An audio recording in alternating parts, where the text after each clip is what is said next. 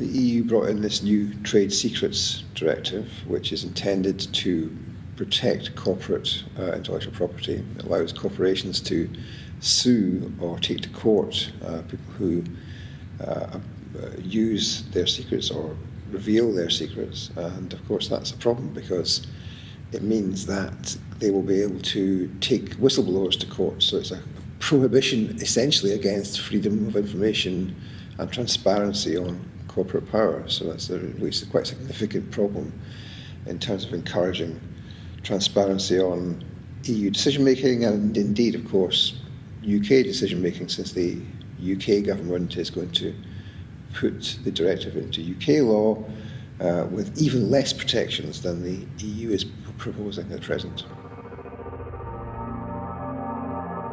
It means that corporations are more able to cover up their misdeeds. They're more able to keep information in-house, which could in principle, or should perhaps in principle in terms of the public interest, be shared in public. So it allows them to evade responsibility for their actions in a very significant way. I work at a university, okay, and universities are supposed to be there to produce scientific or social scientific knowledge in a way which is unbiased and which gets to the heart or the base of any particular social problem or issue. Think tanks are there to pursue the interests of their funders. Think tanks are not independent research institutes. They largely do not produce academic research. The research that they do produce is usually not peer-reviewed, which is the key check on the standards of science amongst university scientists and social scientists. So think tanks are fake academic institutes pretending to produce genuine research, but what they really do is produce material to support the interests of their sponsors, and their sponsors can be large corporations or conservative foundations giving money to try and push government policy in an even more neoliberal or neoconservative direction than it already is in. The problem with think tanks is only a small part of the problem of deception, misinformation and manipulation which neoliberalism brings with it. It created effectively the public relations industry, the lobbying industry, and think tanks are part of that industry which tries to distort public debate and to make sure that the interests of the sponsors of those organisations and industries prevail in government policy making. So, how do you solve that problem? Well, first of all, you have to implement a number of transparency measures across the whole of the society, not just governments or lobbyists, and think tanks should be forced to disclose how much money they get, where they get it from, what it's for, and information about what they do with it. So that's first of all, they should be forced to disclose that at the level of Parliament and engagement with policymakers, but they should also be required to disclose how much money they spend on academic research or on activities in courtrooms or in the health service or in science and a whole range of other areas where they are active. So, for example, there's a government advisory system where scientists are brought together to advise government on the safety of chemicals or whether drugs should be prescribed to patients, etc.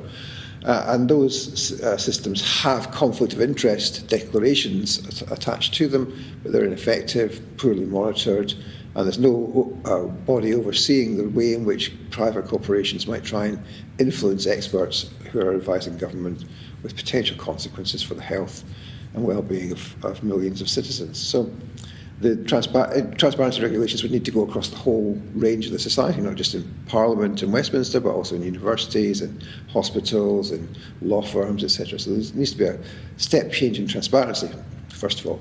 Second of all, we need to start to manage down conflicts of interest. Where a scientist advising government on sugar and nutrition gets money from Coca-Cola, they should no longer be allowed to advise. It's straightforward. It shouldn't be allowed. It is allowed at present, amazingly enough.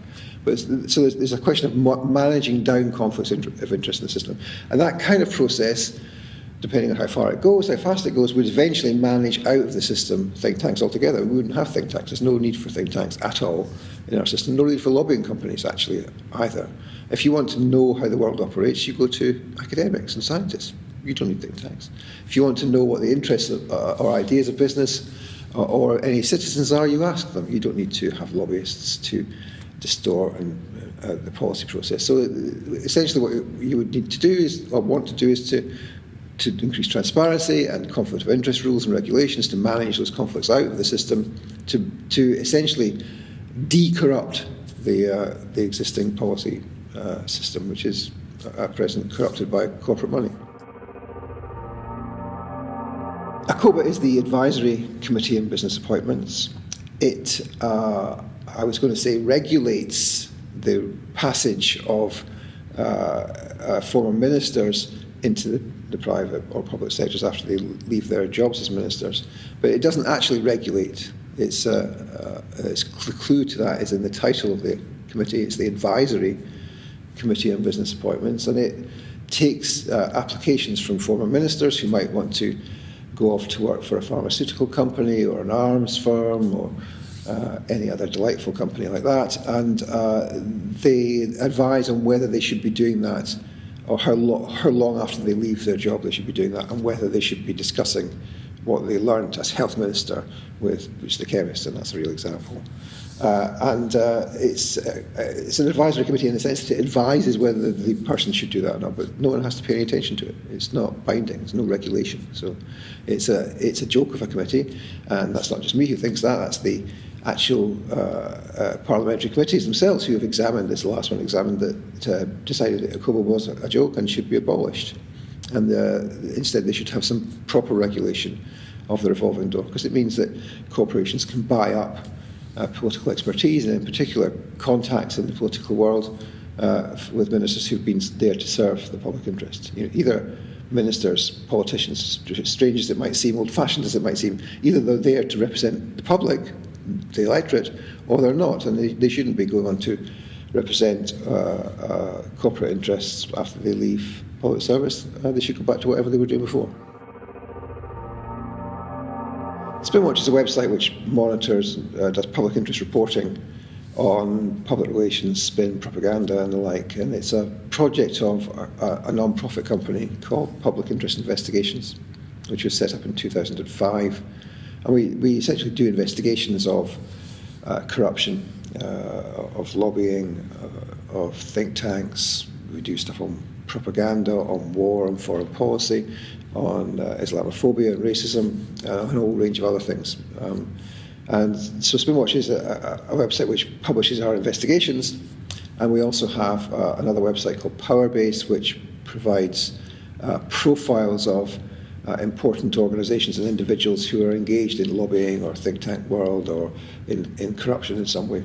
Powerbase is written by a variety of people who are either people who are working with or for us or volunteers, but it's done only by people who use their public real name, and all edits that they do can be tracked, so that there's a way of checking back what's been put in there and how accurate it is. And we have, of course, a policy of correcting mistakes and indeed of publishing a right to reply should anyone wish a right to reply on an organisation or an individual with which they're associated.